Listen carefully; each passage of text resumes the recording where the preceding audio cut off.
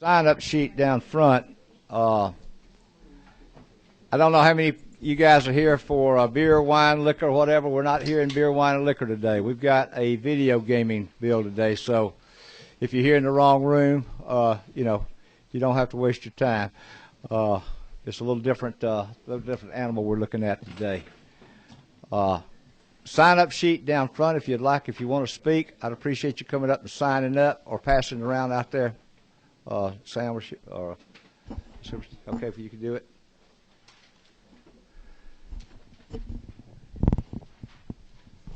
We have a quorum here now. We'd like to be able to keep a quorum today. Some people have got to leave. I got a couple that's got to go for some other meetings and some other activities.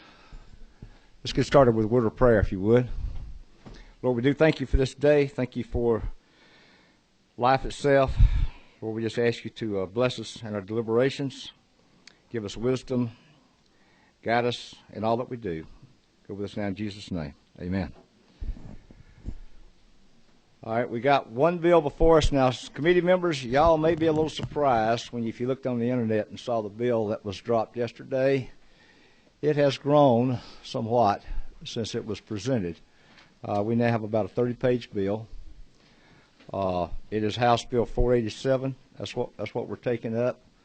So, Mr. Ramsey, Representative, we will give the floor to you if you are ready to go. Talk to us through your proposition today. I am, Mr. Chairman, and my co-presenter, the Governor's Executive Counsel, Ryan Teague, should be here shortly. He's going to join me. He can certainly help with some of the technical aspects of the bill, but I'll certainly kick us off here. Many of you that have been here for a while know that I've been legislating in the area of Class B adult redemption games and Class A games for some time now. This is probably the third or fourth time that I've tried to address this issue. And what we have now is a very heavily regulated industry. These Class A and Class B machines. What we're really talking about here today are the Class B, the adult redemption games. The Class A games are the kiddie games. That's what you see at Chuck E. Cheese or Dave and Buster's. That's not what we're here to talk about today. We're here to talk about the Class B, the games that you see, the coin-operated games that you see in the gas stations when you go in and see the folks sitting in the corner, and if they win, they then go and they can redeem prizes. They'll have prizes behind the counter, radios and teddy bears and everything else under the sun that you can redeem prizes for. That's what we're talking about, those Class B games.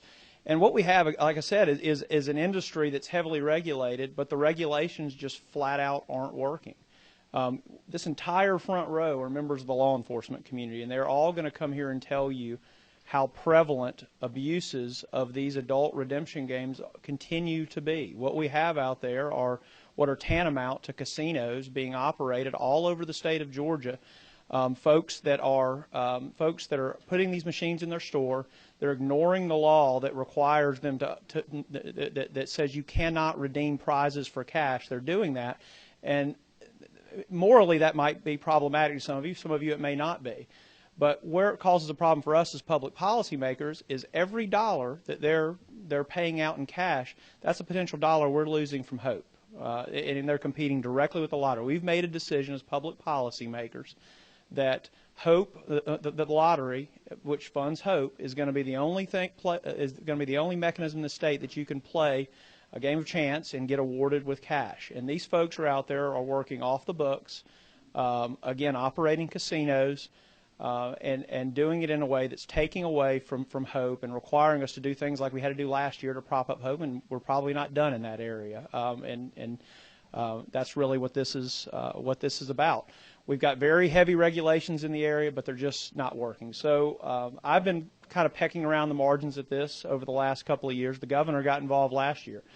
Back in the fall, the governor rightly made the decision that it's time we come up with a system of regulations that actually does work, that puts transparency in place, that brings about a system where we can get compliance with the law, that we can actually track these dollars as they move through the system and make sure that the laws that are on the book that prohibit playing these type of games and cashing them and getting awarded in cash cannot happen.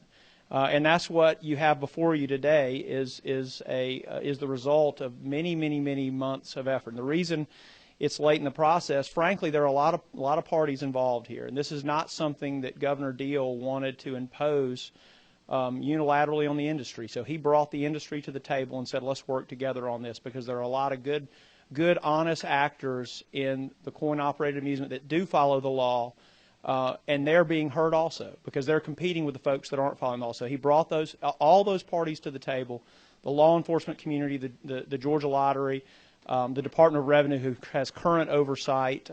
We're going to hopefully change that in the context of this bill. Every party that has anything to do with this, and they've been involved.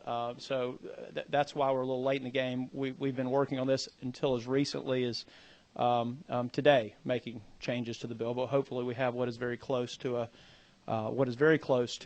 finished product to present to you.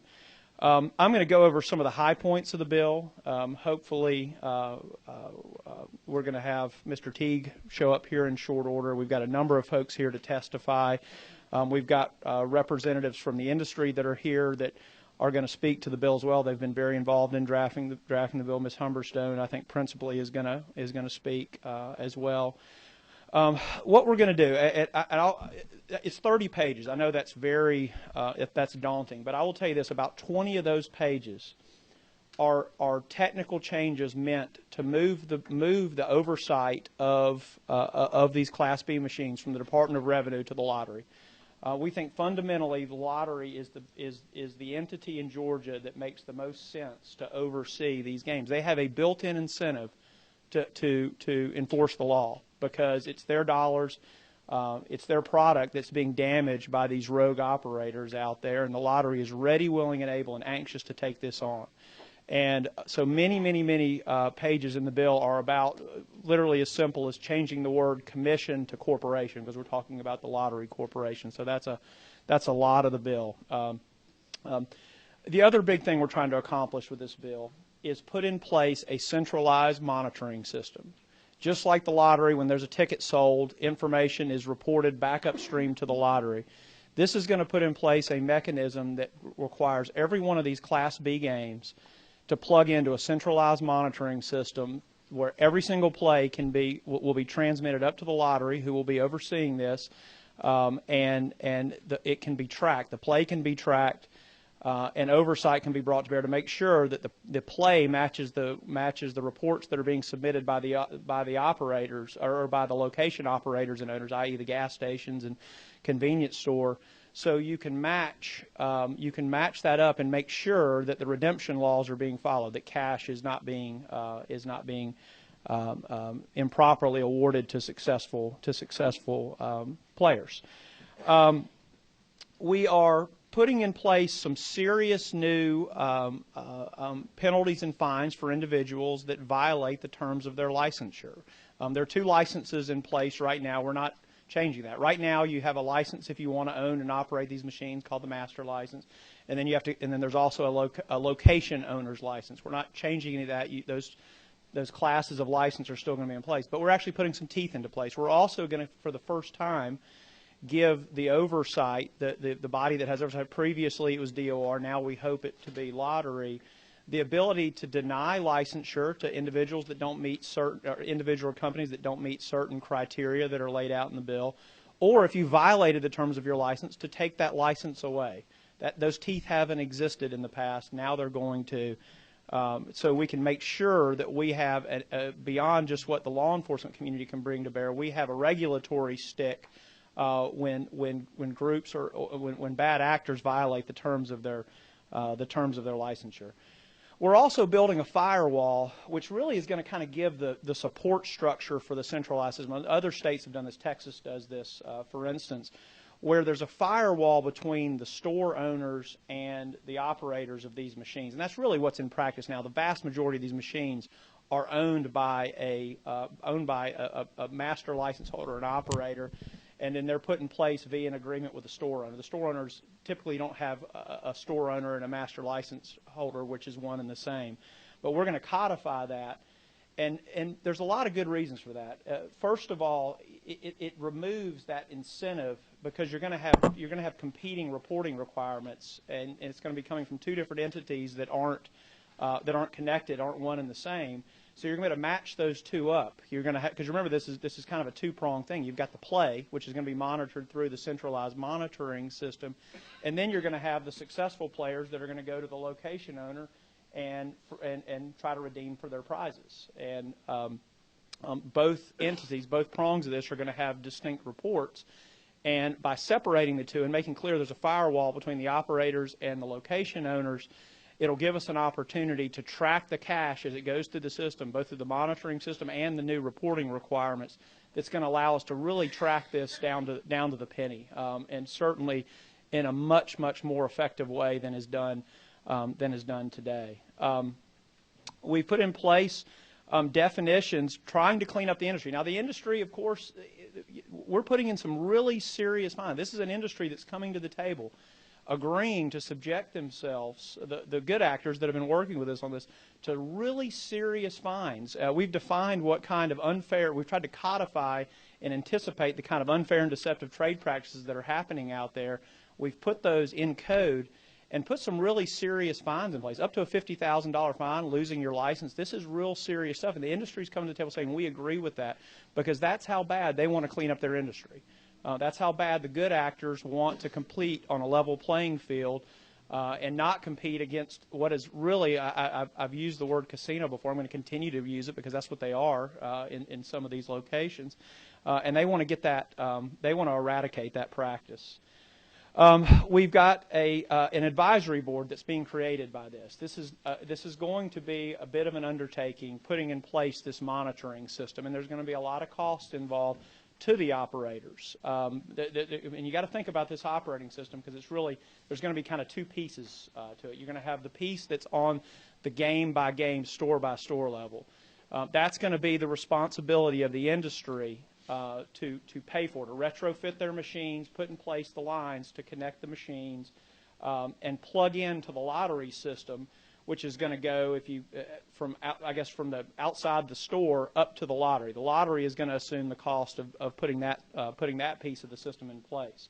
The industry's agreed to take that cost. That's how, again, I don't want to beat a dead horse here, but that's how bad the industry wants to clean up the bad actors. They're willing to take this cost on. The lottery is going to take on the cost of building the infrastructure from outside the store up to the lottery from a monitoring standpoint.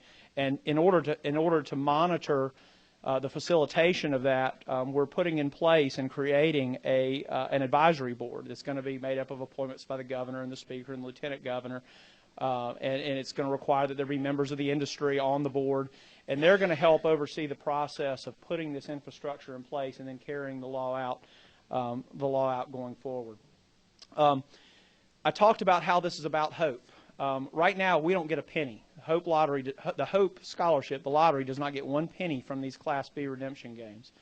Part of this bill, from the first day we plug into this new centralized monitoring system, 5% of all net receipts that go through these machines are going to go to the lottery. They're going to Hope. That's from day one. Over the next several years, it ratchets up to 10%.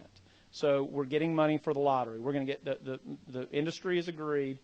The lottery corporation, it's going to go into the lottery. We're going to get 10% of those net receipts, which I think is a very good thing. We're also putting in place revenue splits for the location owner and the operators. This is again modeled after something that was done in Texas to again kind of protect the integrity of the system. Finally, the one thing that was in the bill, if you've actually read the one-sentence bill that was introduced, this is the one thing that was in the bill. In, I believe it was 2001, the legislature eliminated lottery tickets as one of the items that you could redeem if you're a successful player. So right now, if you're a successful Class B player, you can go and pick out the radio or the teddy bear or any of the baubles and trinkets that are behind the counter there as redemption. You're not supposed to redeem for cash. We know that happens, but you're not supposed to. In 2001, when that happened, it affected lottery sales. Lottery tickets went down. We think it's just good, sound public policy. I see no difference between redeeming for a good that's sitting behind the counter versus redeeming for a lottery ticket.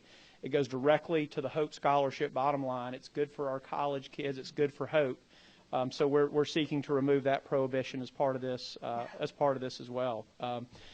We think the bill provides a lot of good checks and balances on this new system. I know there's going to be a lot of questions. I've got my co-presenter here has now shown up. Many of you know Mr. Teague. If you want to step up here, I'm not sure if he wants to add anything. You may want to come around. We have a question now if you want to answer it. Well, he's going to have to help with the question, so I'm going to ask him to come on up here with me if it's okay, Mr. Chairman. I'm going to go ahead and recognize Chairman Martin. Matt, I got here a little bit late, and I'm from Georgia, lived here all my life. You were talking pretty fast. Could you go over that all again for us? I just wanted you to. Well, we share an office suite. We'll carve an hour out and spend some time together. Yes, sir. All right. Billy, you got something substantial here, Representative? And Mr. Chairman, would it be okay if okay, yeah, we'll do that. He was going to spend some time, if he could just add anything he wants to add, and then we can. All right. You just want to haze him. All right. He's certainly more proficient on the technical. All right. Thank you, sir. I have nothing more to present than Representative Ramsey did. I'll be here for questions. I know better than to open my mouth when I need to. So if any questions you have, just hit me. We have a lot of folks here who can answer questions about the need for doing this and the governor's interest in trying to tackle this problem and the work that's been done over the past year to develop this bill. You're lighting up pretty good up here, but I've got a sign-up sheet. I've got several people signed up in favor, nobody in opposition. Do we have anybody here who wants to speak against this bill today? You know, we need to know if you're here. All right. And if some of you folks, I got quite a few, looks like from the same groups out here. When you come up, if you're basically going to tell us the same thing, you might just want to say ditto or something so we could roll along. If you've all got the same basic just to tell us. All right, we're going to go back and answer some questions here. I'll have a couple of my own in a minute, I think. Representative Mitchell, you're the first one lit up. Representative Ramsey, here, got a good deal of law enforcement here. I was wondering. Representative, would you speak into that mic a little better there? I can't hear you. How am I doing now, Mr. Chairman? Check the switch. How am I doing now, Mr. Chairman? You're great now. Thank Good. you. We have a bevy of law enforcement here trying to enforce this. You mentioned the centralized monitoring. I was wondering, how is that going to work? Will that suffice when we're talking about bringing it from the commissioner's office to the corporation? Do they have the resources that would allow them to properly police this? I'll make one point. I think what it will do is allow a much more readily efficient ability to identify the bad actors because of the reporting and because of the monitoring, and certainly the lottery corporate. I mean, DOR, I think there's some people from DOR here. They're going to tell you what a nightmare it is currently to try to deal with this and to try to enforce the law.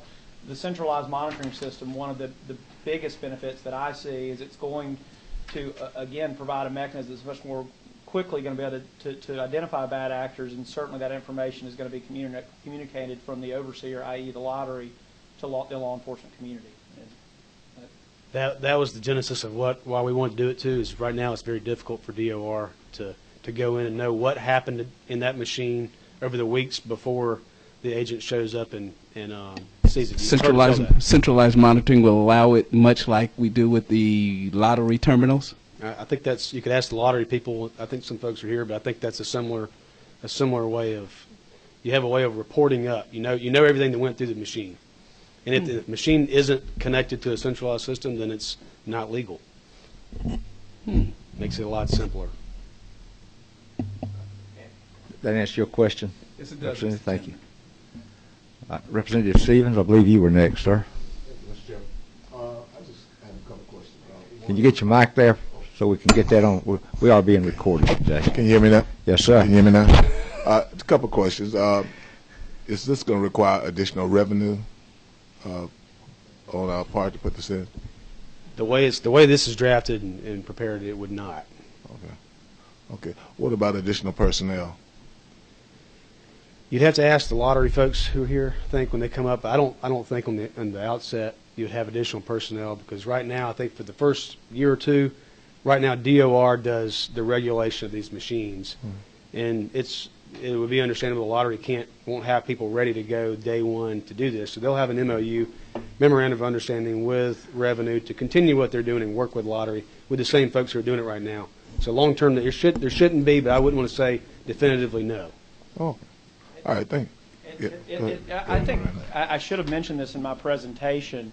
I think we all anticipate this is absolutely going to be a net positive from a revenue. I mean, take the lottery out of it, but just the reporting of income taxes, the money that's not being reported because we don't have an effective monitoring system, the sales and income taxes that are going to be captured because they know there's actually someone keeping an eye on you in an effective way in this industry. We think it's going to be an absolute net positive. I mean, there's no way to quantify that now, but I think it's just. I think we all anticipate that. I think it's kind of common sense that that's going to happen. Okay. Thank you, guys. Chairman Powell, you number 17. Chairman Powell, you number 17. I am. Thank you, Mr. Chairman. I want to thank the author and the governor's folks. I thought I've read through the final product of this. Gosh, it brings back an awful lot of memories from back in the 90s when we wrestled with this issue from one end to the other and thought we could hem it up. And, you know, every time we thought we could hem a problem up, it was like the Dutch boy sticking his finger in a hole in the dike. You'd have 3 other leaks that would spring out. And the history that you had given is pretty well correct, that it had gotten that so far out of control. And by 2001, basically, we just banned the whole process. But I've looked through this, and, you know, it's a great piece of work that y'all have put together, linking it to the lottery as far as being able to detect what's going on with these machines. A lot of the folks in the business, in that industry, whether they were in the C-stores that were running them or the people that were furnishing machines or whatever, a lot of them all got painted with a broad brush. And that was probably the most patently wrong thing that could have happened in the state. They were painted as doing things wrong, and a lot of them were just basically making a living, and they were providing entertainment and the entertainment value.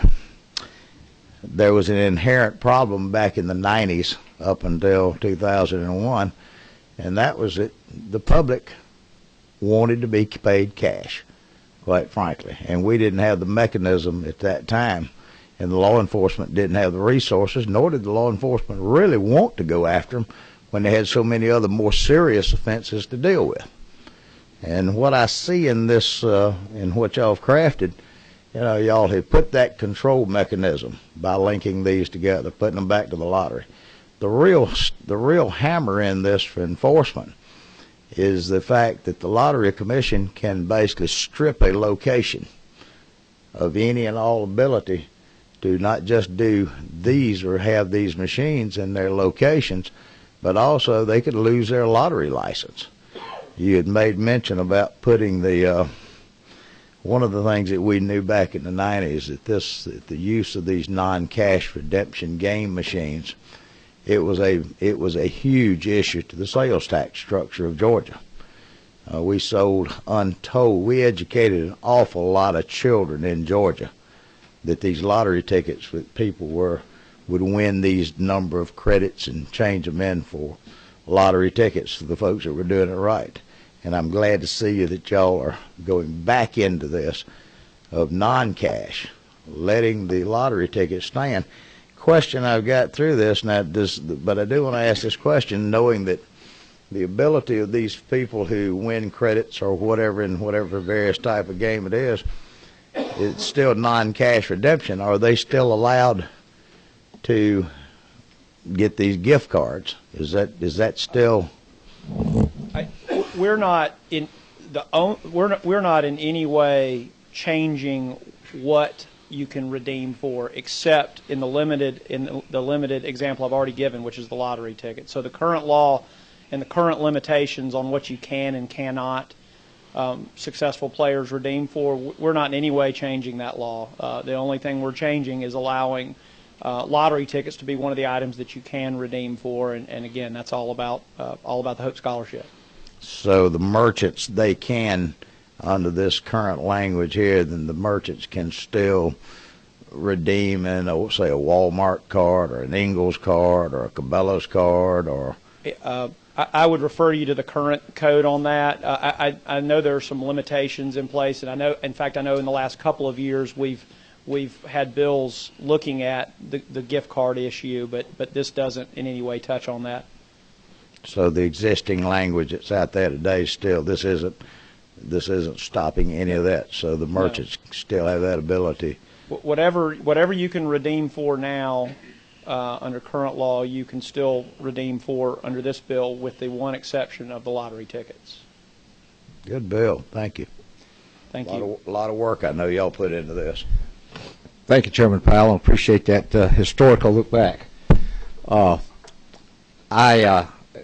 the members of the committee, pretty much the meat of the bill, I believe, starts on page 21, line 725 and forward, and I found my question answered over here. I was going to ask about the provisions in here you'd mentioned about the different percentages who got what, but I found that on, I think, lines 925 through 939 of the bill that I was looking for in here. All right, we have generated another question now. Sorry. Let's see here. Okay, Representative Taylor.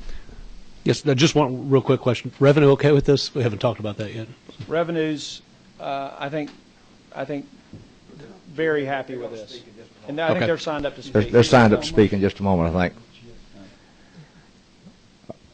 All right. Chairman Martin, is that you again? Yes, sir. Serious question for you, Representative Ramsey. I won't ask you exactly, but over in lines 366, you're moving some cross tabs, I guess, from the revenue code over into Title 50. Essentially, same types of sanctions, just putting it in the right title. I mean, no changes lightening or making them. Well, no significant change, but just that's the part of the bill where it's moving from the revenue code to the lottery piece of the code. But we are certainly, you'll see later in the bill, sanctions on violators of the law certainly are being enhanced. Now, the licensing fee is not. Well, that's what I was asking. Right. Just as far as these goes, many times we'll see cross-reference and things moved across. So essentially, you're striking 4817.2 and putting in 50, and it's essentially the same language or has the same common law. And I think that's the point I should have made. The price you pay for a license, whether it's the operator or the location, it's not going up. The penalties are we're putting a lot of new teeth into this, but not the cost of the license. Thank you. All right. Thank you, gentlemen. Seems to have answered all the questions right now. Let's call a few folks up. I'm going to let's get the Revenue Department. If y'all come on up and just share with us what your thoughts are on this, sir. If you'd come up and identify yourself and speak to us a minute, sir. Good afternoon, Mr. Chairman. With the Department of Revenue, we do not have any issues whatsoever with this bill, to answer your question, Mr. Chairman. And be happy to answer any other questions that the committee has. That's short and sweet. All right. Like my daughter. Thank you. I know it. All right. You have generated a question here, Chairman Powell. I do have a question. I notice all the crossovers from DOR over to the lottery, but I also noticed that they have the ability in here to contract with y'all for certain enforcement. So is this something that will not be a problem? Because y'all will do that through contracting, I'm sure, with them, won't you? Well, I'm sorry. Can you repeat the last sentence I didn't hear? If it becomes necessary that y'all have that need more enforcement, then that is through a memorandum of understanding, a contract between agencies. We do not have any problem. We do not foresee any problem whatsoever with that. That's what I'm saying. We aren't hanging something around y'all's neck that y'all aren't going to be compensated for if you have to hire more agents to enforce. No, we do not. We do not believe so. No. Thank you. Mr. Casey, we got another question, I believe, here. Representative Mitchell. No revenue estimate as to conceivably what this could bring in? Not at this time. We do not know. With the substitute, we have not had enough time to thoroughly, I would say, review it. So no estimate at this time.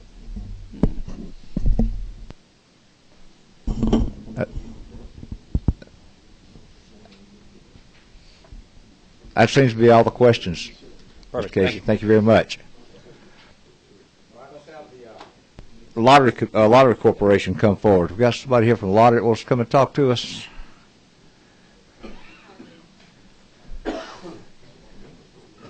you'd identify yourself, ma'am, some of us may not know you. Well, anyone else want to help me out up here? No, I'm here by myself. Okay. I'm Debbie Dugalinsky-Alford. I'm the president and CEO of the Georgia so. Lottery Corporation. Thank you, Ms. Debbie. We have had the opportunity to review the substitute, and we have no issues with the bill. We think, our mission with the Georgia Lottery is to maximize the revenues to our two public benefit programs. We think there is an opportunity to do that with this legislation. If the General Assembly and the Governor's Office move with this public policy piece of legislation, we will be a willing, able partner in executing to this legislation. And I yield for questions. Any questions? Revenue estimate? No, to be honest with you, I think that would come out of the Department of Revenue, who have experience working with the COAM industry. Any other questions? Thank you, ma'am. Thank you. Appreciate you being here. Mr. Tudor. We're going to find out. We're going to find out how they feel. Good afternoon, members of the committee. I'm Jim Tudor with the Georgia Association of Convenience Stores.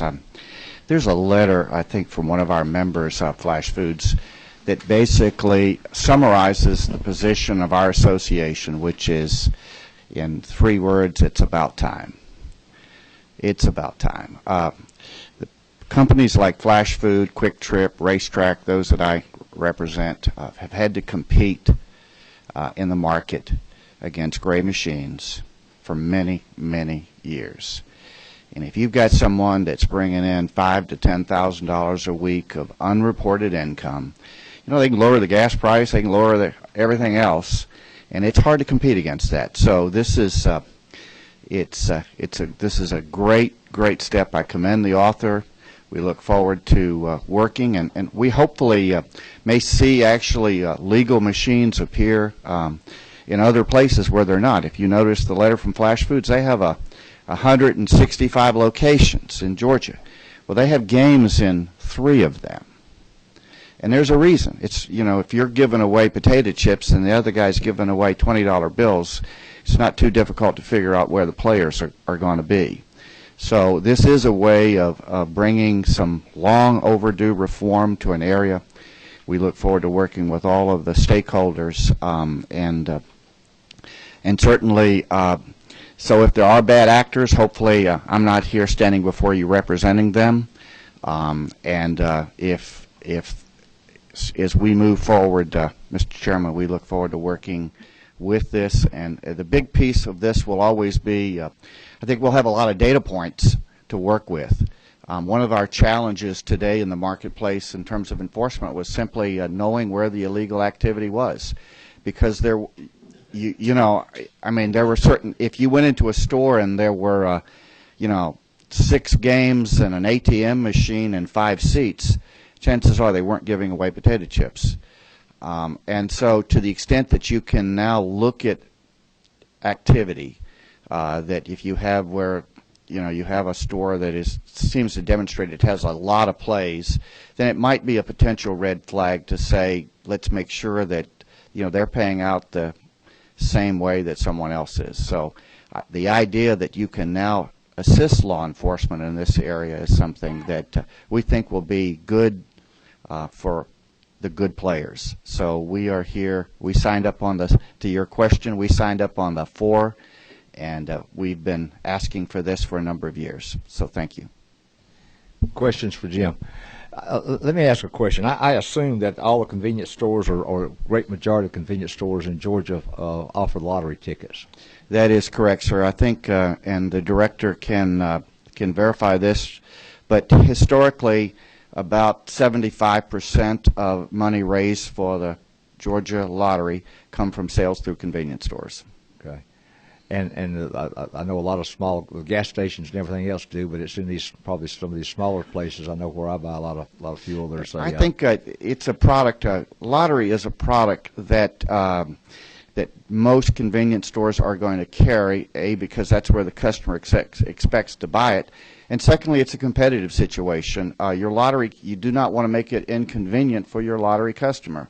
Your customer's not going to make two stops. So we have always sought, obviously, to sell them something other than a lottery ticket, and because it does bring traffic into the store. But the question I've got is a little place where I shop, they've got a little corner around the back. I never walk back in there hardly, but there's like 4, maybe 6 or 8 games going on back there. I suspect they're not a member of our association, I suspect not. But there's always seemed to be high activity back there in that little area. But now we're going to be able to take those games and tie them in through the lottery machines. And if the lottery folks come out there and see these machines, they're going to have to be tied in, I'm taking. I know this is going to be some technicalities to be worked out. I'm sure that with everybody, I think the idea, again, as I said before, the idea to raise red flags so that law enforcement would be in a position to better understand where, I'm not saying that the little guy, maybe your little guy around the corner is just a great entrepreneur, but typically I would say that there would be ways to quantify. And I think the other thing it does is the fact that one of the challenges that we face competing with this, and the author mentioned this, is it's unreported income. So it's untaxed income, and the provisions that are in the law that we talked to them about was that it took away the ability for there to be a cash, to be paid in cash. Because now, as I understand my quick reading of the bill, the funds will actually come from the lottery, and it allows for tracking. I mean, there are many, many horror stories of cash being just paid, and I would like to say that it was all reported, but my guess is it wasn't, sir. Questions for Mr. Tudor? All right. Thank you, sir. Mr. Chairman. Appreciate it. Chuck Spayhouse, you want to come up and talk to us?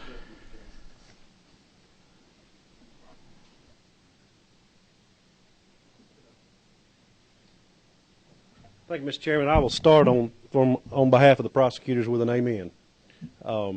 The law enforcement community and the prosecution community are pretty frustrated with the current statutory scheme, and we've had a very difficult time prosecuting these cases. I think you're going to hear from some of the GBI agents that have been involved in some of that.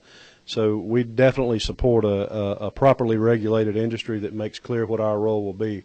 And our role will be to prosecute the people that travel outside of this regulatory scheme. So yield to any questions, but say that we are firmly and 100% behind what's trying to be done here.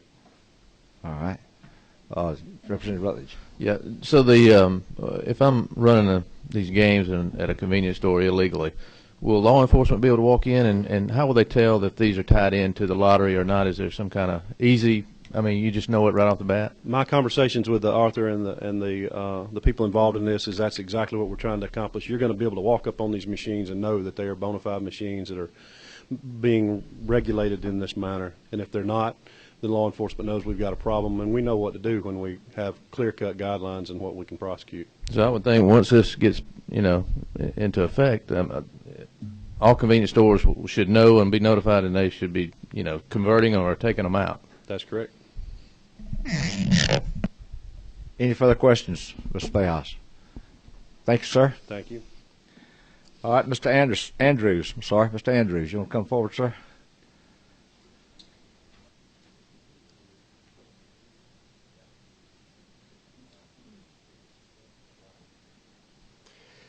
Mr. Chairman, members of the committee, my name is Rusty Andrews. I'm Deputy Director for Investigations with GBI. Director Keenan's out of town today, or he would be here speaking in support of the bill. With me is my colleague, Inspector Chris Hosey with GBI. What I'd like to do very quickly is to give you kind of the large-scale view of law enforcement's problem with the video gaming machines and what is being described here in this bill today. And it is very simply that law enforcement does not have the resources to work these type of investigations. We at the GBI routinely get calls from citizens, other law enforcement agencies, requesting that we come and assist them in what is often known as video poker or video gambling investigations. When citizen recalls, it is usually because they have family members that are going and basically taking their entire paychecks and everything else and playing these machines, and then they come home and they don't have any money to pay their bills. And can't law enforcement do something about that? From the local law enforcement perspective, they get the same complaints, but they're like us. They don't have the resources to investigate it. And we feel like the best way to solve this problem would be to regulate it, as has been proposed in this bill, because there is just no way, absent a huge amount of resources, that law enforcement is going to be able to do this. Second to that, whenever law enforcement gets involved in an investigation such as this, it requires a lot of man hours, people hours, as far as we are concerned. It also requires us to use a lot of our purchase of evidence, purchase of information monies that has been set aside. The same money that we would use to go after large-scale drug dealers, we have to use to go after folks that are doing video gaming.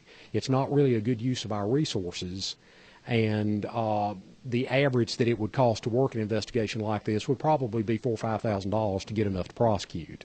The prosecutors have already spoken about some of the problems that they have prosecuting this, so it's just a large-scale problem.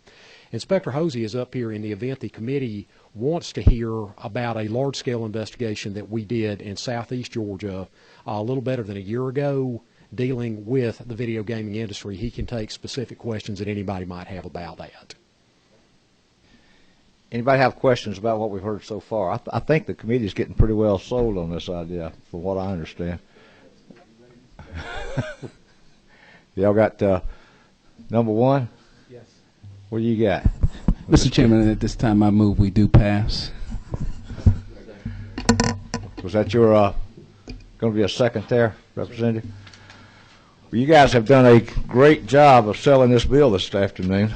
We got a move in a second, several seconds.